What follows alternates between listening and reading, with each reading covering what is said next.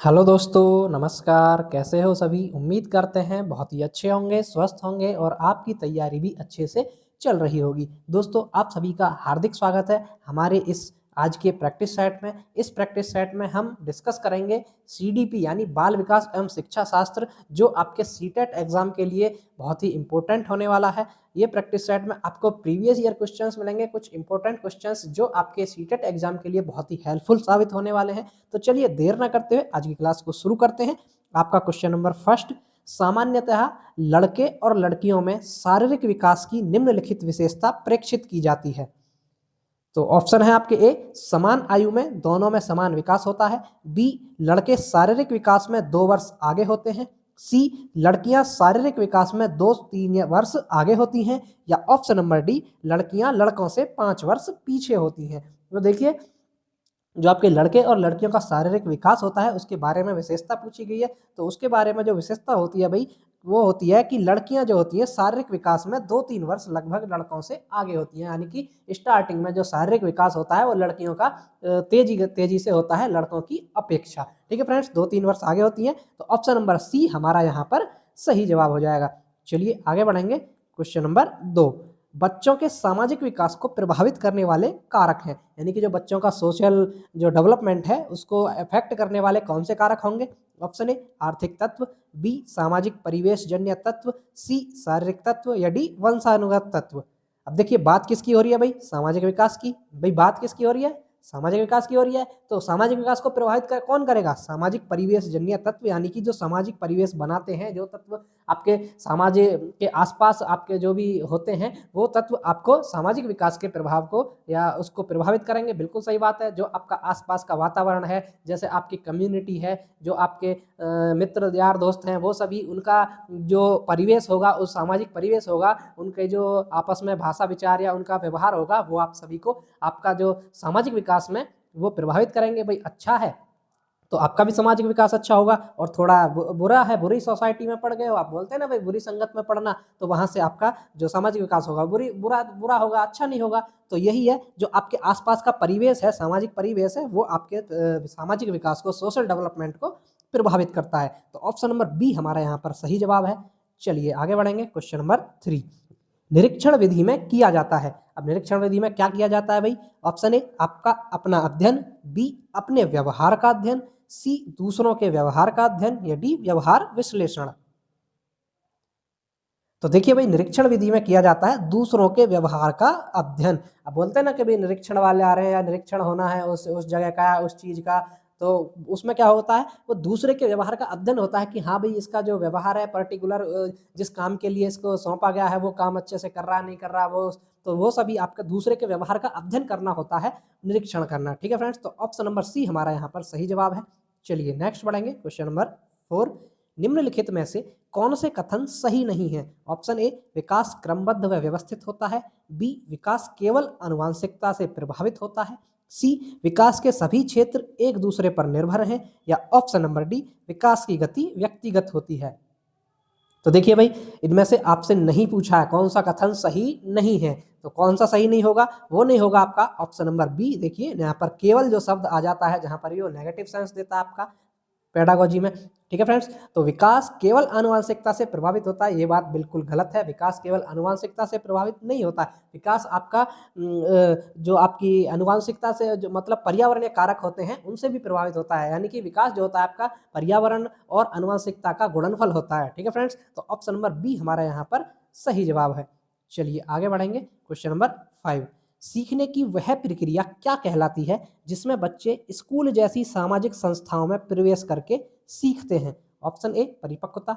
B, निष्क्रिय समाजीकरण। सी, प्राथमिक समाजीकरण। या डी, द्वितीयक समाजीकरण। तो देखिए भाई, सीखने की वो प्रक्रिया जिसमें बच्चे स्कूल जैसी, भाई स्कूल क्या है? एक सामाजिक संस्था ही तो है, वहाँ पर भी आपके सामाजिक मूल्यों का विकास ही तो होता है, तो वो आपकी सामाजिक संस्था ही है। तो उस सामाजिक संस्था में जब प्रवेश करके बच्चे सीखते हैं, तो वो प्रक्रिया क्या कहलाती है? वो कहलाती है आपकी द्वितीयक समाजीकरण। यानी कि जो आपकी सेकेंडरी सोशलाइजेशन में आता है स्कूल, प्राइमरी जो सोशलाइजेशन होता है आपका, प्राथमिक समाजीकरण जो होता है वो है आपका परिवार। वो क्या है फ्रेंड्स? वो है आपका परिवार। देखिए, प्राइमरी है आपका परिवार और सेकेंडरी में आपके आस पड़ोस स्कूल ये सब आ जाते हैं। ठीक है दोस्तों, तो ऑप्शन नंबर डी हमारा यहाँ पर सही जवाब है। चलिए आगे बढ़ेंगे। क्वेश्चन नंबर 6, निम्नलिखित में से कौन सा कथन पियाजे के सिद्धांत के अनुसार कहा नहीं जा सकता है?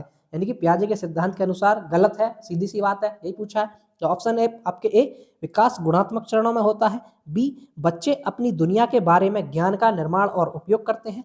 ऑप्शन नंबर सी, निरंतर अभ्यास से अधिगम होता है। या ऑप्शन नंबर डी, बच्चे अपने पर्यावरण पर क्रिया करते हैं। तो देखिए भाई, पियाजे के सिद्धांत के अनुसार जो कथन नहीं कहा जा सकता है वो है आपका निरंतर अभ्यास से अधिगम होता है। ये जीन पियाजे का कथन नहीं है, ये जीन पियाजे महोदय ने नहीं बताया है कि भाई निरंतर अभ्यास करते रहो तो अधिगम हो जाएगा। ये जीन पियाजे से लेना देना इस स्टेटमेंट का नहीं है। तो यहाँ पर ऑप्शन नंबर सी हमारा सही जवाब है। चलिए आगे बढ़ेंगे। क्वेश्चन नंबर 7, 8 वर्षीय रोहित को लगता है कि चोरी करना गलत है। भाई कोई 8 साल का बच्चा है जिसका नाम रोहित है, उसको लगता है कि भाई चोरी करना गलत है, क्योंकि चोरी करने के व्यवहार की वजह से दूसरे लोग उसे निष्कासित कर देंगे। भाई जो 8 वर्ष का रोहित है उसको यही इसलिए लगता है कि भाई अगर वो चोरी जैसा व्यवहार करेगा तो उसकी वजह से जो दूसरे लोग हैं उसको निष्कासित कर देंगे। कोहल वर्ग द्वारा दिए गए सिद्धांत के अनुसार वह किस चरण को प्रदर्शित करता है? तो आपका जो कोहल वर्ग ने नैतिक विकास का सिद्धांत जो दिया है उसके अंतर्गत ये रोहित जो है वो किस चरण को प्रदर्शित करता है, यानी कि रोहित इस समय किस चरण में आएगा नैतिक विकास के सिद्धांत के अंतर्गत? तो ऑप्शन आपके ए, अच्छा लड़का अच्छी लड़की उन्मुखीकरण। बी, दंड और आज्ञाकारिता उन्मुखीकरण। ऑप्शन नंबर सी, सामाजिक व्यवस्था उन्मुखीकरण। या डी, सार्वभौमिक नैतिकता सिद्धांत। तो देखिए इस जो रोहित है ये चोरी करने से डरता है, उसको गलत लगता है क्योंकि दूसरे लोग उसे निष्कासित कर देंगे। तो ये आएगा दंड और आज्ञाकारिता उन्मुखीकरण में।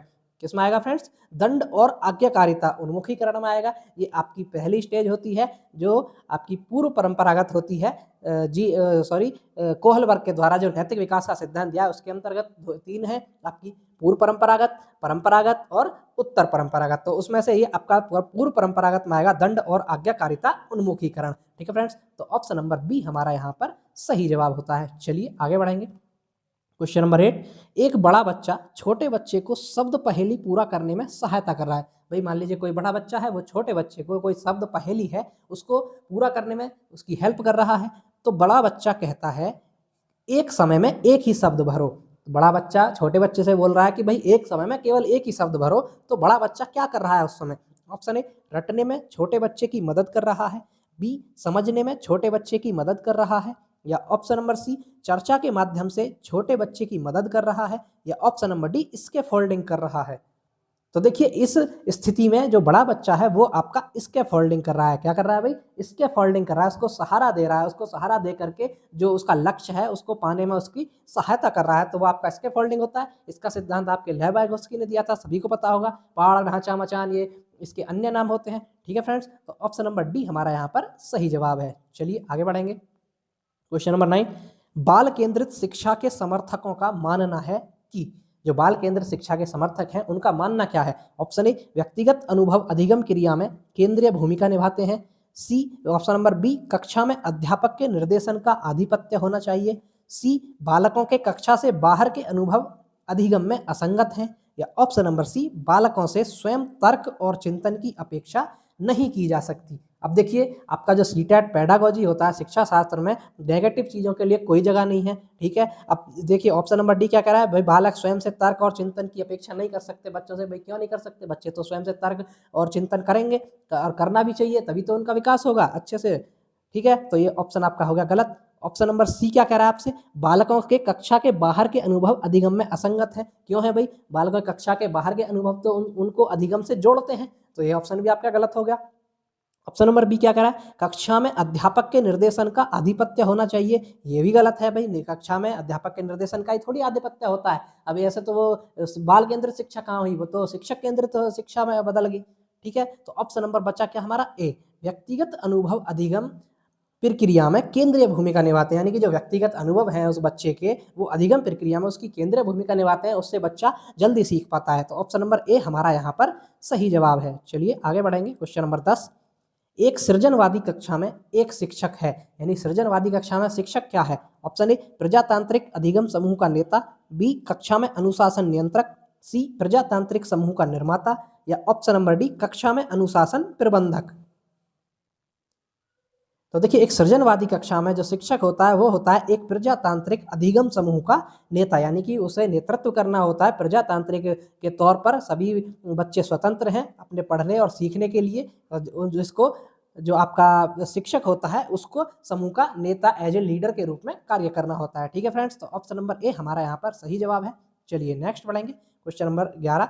निम्न में से बुद्धि के बारे में कौन सा कथन सही नहीं है। देखिए यहाँ 2 बार लग गया। तो बुद्धि के बारे में निम्न में से कौन सा कथन सही नहीं है, ये पूछा आपसे। ऑप्शन है आपके ए, एक व्यक्ति की मानसिक क्षमता है। बी, यह सामंजस्य अनुकूलन स्थापित करने में सहायक है। सी, यह व्यवहार की गुणवत्ता से आंकी जाती है। या ऑप्शन नंबर डी, यह स्थायी एवं अपरिवर्तनशील विशेषता है। तो देखिए बुद्धि के बारे में जो गलत स्टेटमेंट है यहाँ पर वो है आपका ऑप्शन नंबर डी है, यह स्थायी एवं अपरिवर्तनशील विशेषता है।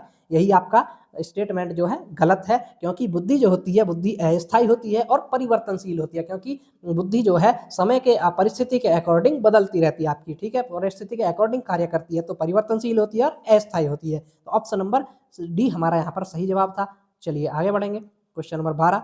उच्च बुद्धिलब्धि संपन्न एक छात्र अध्ययन में अच्छा नहीं कर रहा है। भाई कोई बच्चा अच्छा था, प्रतिभावान था, उच्च बुद्धिलब्धि वाला था, वो अभी अध्ययन में अच्छा नहीं कर पा रहा है, परफॉर्मेंस उसकी अच्छी नहीं हो पा रही है, नहीं आ पा रही है। तो शिक्षक के लिए सबसे अच्छी क्रियाविधि क्या होगी इस स्थिति में?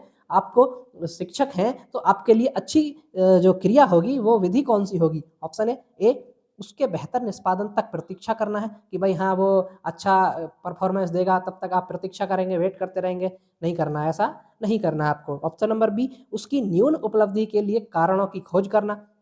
ऑप्शन सी, परीक्षा में उसे ग्रेस मार्क देना, ये भी नहीं करना आपको। ऑप्शन डी, उसे स्कूल से निकालने के लिए उसके माता पिता से आग्रह करना, भाई ये भी नहीं है, इस वजह से थोड़ी है कि बच्चे को निकाल ही दो स्कूल से। तो ऑप्शन नंबर बी सही होगा यहाँ पर, उसकी न्यून उपलब्धि के कारणों की खोज करना कि भाई उसकी उपलब्धि, उसकी अचीवमेंट इतना लो कैसे रही, उसकी परफॉर्मेंस लो कैसे रही, वो क्या कारण थे, किन कारणों की वजह से उसकी परफॉर्मेंस लो रही, तो उनको आपकी खोज करना है उनका, तब उसका रेमेडियल टीचिंग वगैरह करके उसको मुख्य धारा से जोड़ना है। ठीक है फ्रेंड्स, तो ऑप्शन नंबर बी हमारा यहाँ पर सही जवाब है। चलिए आगे बढ़ेंगे क्वेश्चन नंबर 13। बुद्धि के 7 प्राथमिक मानसिक योग्यताओं के सिद्धांत के प्रतिपादक हैं। भाई जो आपके बुद्धि के 7 मानसिक योग्यताएं होती हैं उसका सिद्धांत किसने दिया है? Option A Guilford, B Cattell, C Thorndike या डी थ्रस्टन। तो देखिए साथियों, ये दिया आपका थ्रस्टन महोदय ने। थ्रस्टन महोदय ने बुद्धि के 7 प्राथमिक मानसिक योग्यताओं का सिद्धांत दिया है, तो ऑप्शन नंबर डी हमारा यहाँ पर सही जवाब है। ठीक है दोस्तों, थॉर्नडाइक का आपको सभी को पता होगा, प्रयास एवं त्रुटि का सिद्धांत दिया है, सीखने के 3 मुख्य नियम दिए हैं, तत्परता का नियम, प्रभाव का नियम, अभ्यास का नियम, 5 गौण नियम दिए हैं। ठीक है दोस्तों, चलिए आगे बढ़ेंगे। और बुद्धि का तरल सिद्धांत आपका कैटल महोदय ने दिया है, तरल ठोस बुद्धि का सिद्धांत। चलिए आगे क्वेश्चन नंबर 14।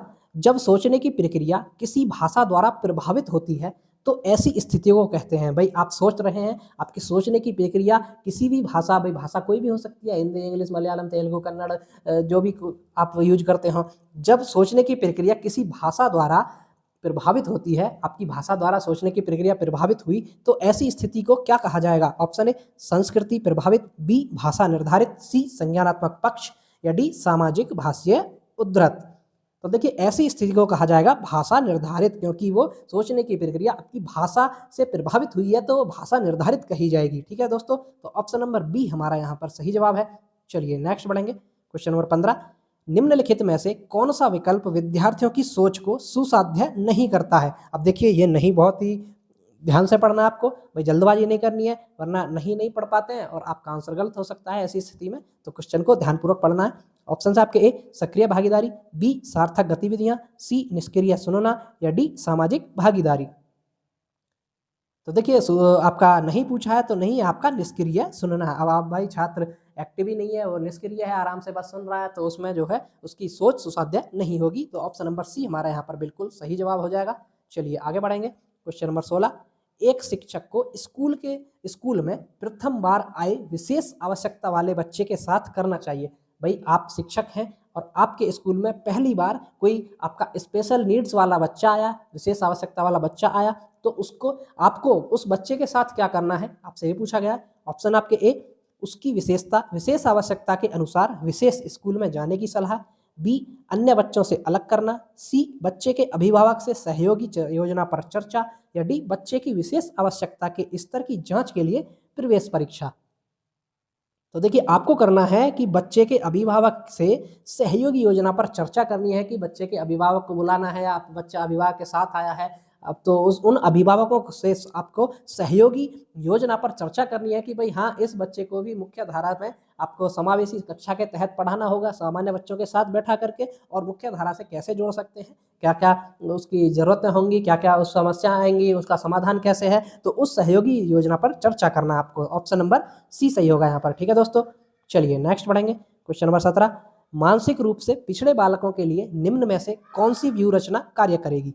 ऑप्शन है आपके ए, कार्यों को मूर्त रूप से समझना, बी, विद्यार्थियों को लक्ष्य निर्धारित करने के लिए प्रोत्साहन करना, सी, स्व अध्ययन के अवसर प्रदान करना, या ऑप्शन नंबर डी, सहायता के लिए बाहर से संसाधनों को प्राप्त करना।